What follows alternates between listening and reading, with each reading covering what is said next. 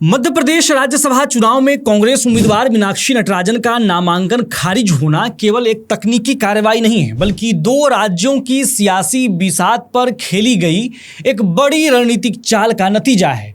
इस पूरे घटनाक्रम की इनसाइड स्टोरी यह है कि मध्य प्रदेश कांग्रेस की उम्मीदों को झटका देने वाले दस्तावेज खुद तेलंगाना की धरती से चलकर भोपाल पहुंचे, जिसने ऐन वक्त पर पूरा गेम पलट दिया। एक तरफ जहां बीजेपी इसे कानून और पारदर्शिता की जीत बता रही है, वहीं कांग्रेस इसे सीट चोरी और गहरी राजनीतिक साजिश करार दे रही है। लेकिन इस हाई वोल्टेज ड्रामे के पीछे छिपी है क्रोनोलॉजी, इंटरनल पॉलिटिक्स और कानूनी पेंच, जिसे सिलसिलेवार तरीके से समझना और आपको समझाना बहुत जरूरी हो जाता है। तो चलिए आज बात इसी पर करते हैं और आपको समझाते हैं पूरा मामला।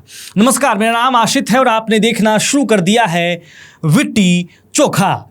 देखिए, मध्य प्रदेश में मीनाक्षी नटराजन के साथ जो खेल हुआ है उसका सबसे दिलचस्प पहलू यह है कि आखिर मीनाक्षी नटराजन के खिलाफ वे अहम कानूनी दस्तावेज आखिर भोपाल पहुंचे कैसे, जो उनके नामांकन को चुनौती देने का मुख्य आधार बना।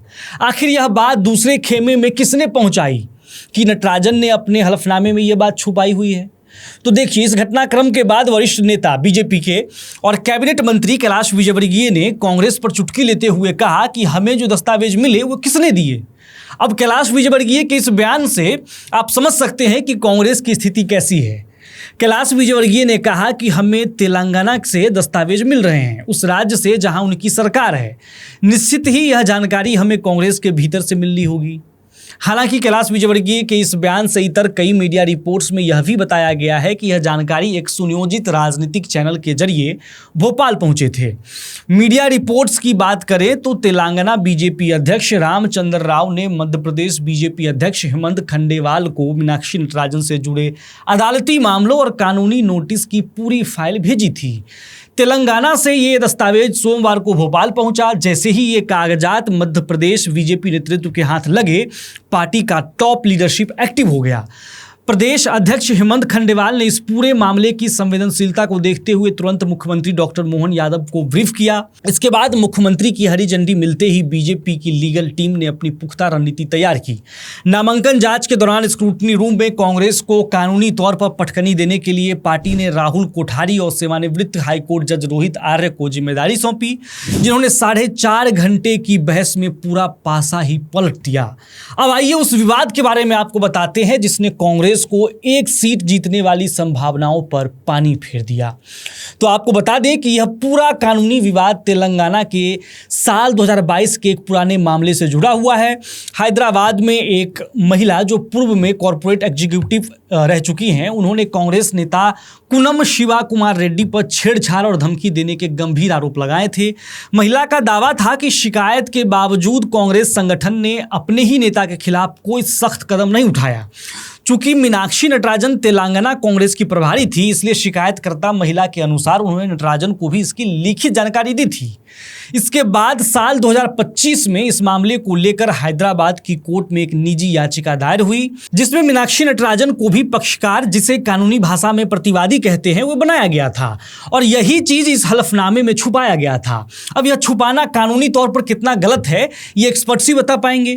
खैर, अब आगे बढ़ते हैं और आपको बताते हैं कि रिटर्निंग ऑफिसर ने नामांकन खारिज करने का आधार क्या बनाया।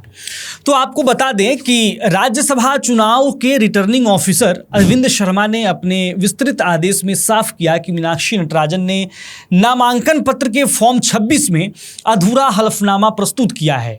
बीजेपी द्वारा पेश किए गए अदालती दस्तावेजों को सही मानते हुए आदेश में कहा गया है कि यह मामला अदालत में पूरी तरह सक्रिय है, क्योंकि मीनाक्षी नटराजन की पेशी के लिए कोर्ट से समन जारी हो चुका है। रिटर्निंग ऑफिसर ने माना कि नटराजन को इस मामले की पूरी जानकारी थी, क्योंकि वह पहले ही इस नोटिस के जवाब में अदालत में अपना लिखित बयान दाखिल कर चुकी थी। ऐसे में इस तथ्य को हलफनामे में न दिखाना निर्वाचन आयोग के पारदर्शिता के दिशा निर्देशों का सीधा उल्लंघन है। दूसरी तरफ कांग्रेस इस पूरी कार्रवाई को असंवैधानिक और स्क्रिप्टेड बता रही है। कांग्रेस के लीगल सेल के नेता जेपी धनुपिया ने नामांकन जांच प्रक्रिया के दौरान पूर्व जज रोहित आर्य की मौजूदगी पर तीखा सवाल उठाया है। धनोपिया ने कहा, हमने आपत्ति जताई कि वे किस हैसियत से वहां मौजूद थे, जबकि वे न तो उम्मीदवार थे, न एजेंट और न ही चुनाव प्रक्रिया में कोई अधिकृत पक्षकार। हालांकि फिलहाल नामांकन खारिज होने के बाद मध्य प्रदेश की राज्यसभा सियासत पूरी तरह गर्मा गई है। मीनाक्षी नटराजन ने इसे सीधे तौर पर सीट चोरी और लोकतंत्र का गला घोटना करार दिया है। वहीं मुख्यमंत्री डॉक्टर मोहन यादव और बीजेपी का साफ कहना है कि जब मामला अदालत में था और समन का जवाब दिया जा चुका था तो उसे छिपाना सीधे तौर पर जनता और चुनाव आयोग से धोखा था।